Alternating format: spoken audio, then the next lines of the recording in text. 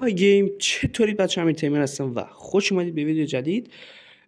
بریم رفع و هنگ و باگ شیائومی اوکی کنیم. فقط لایک و کامنت و سابسکرایب یادتون نره. بزنیم بریم سراغ ویدیو. لیتس گو.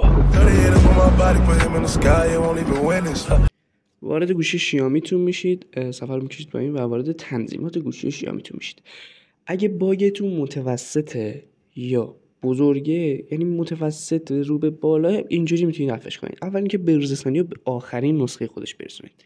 یعنی به‌روزرسانی باید به آخرین نسخه خودش تبدیل بشه و اگه بازم باگ داشت، از 3 خط بالا سمت چپ، اون 3 نقطه بالا رو میبینید، اون بالا سمت چپه، اون رو بزنید و دانلود آخرین بستر هم بزنید. اون مکمل همه به‌روزرسانیایی که کردید. اون قطعاً میتونه کل هنگش گوشیتون رو ببره. و اگه نرفتهش، یه راه دیگه داره، 2 تا راه دیگه داره. اولین راهش اینه که حافظتون رو تا حد امکان بیارید پایین. یعنی اگه 256 گیگ هستید، 200 گیگ نگهش دارید، 56 گیگ بذارید واسه خودش باشه. و اگه 120 گیگه بذارید روی 100 گیگ، 95. هر چقدر پایین تر باشه بهتره.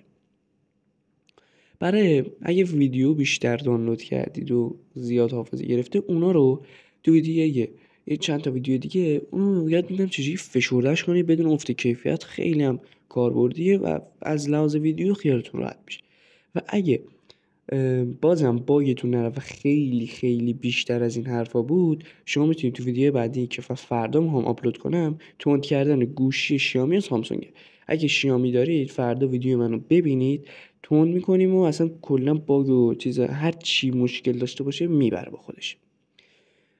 فقط این که با رو حمایت کنید، لایک و کامنت و سابسکرایب بهتون نره. اگه از این اینستاگرام ما رو ببینید، فالو کنید حتما، چون ویدیوهایی که بعدا میخوام بذارم به کارتون میاد.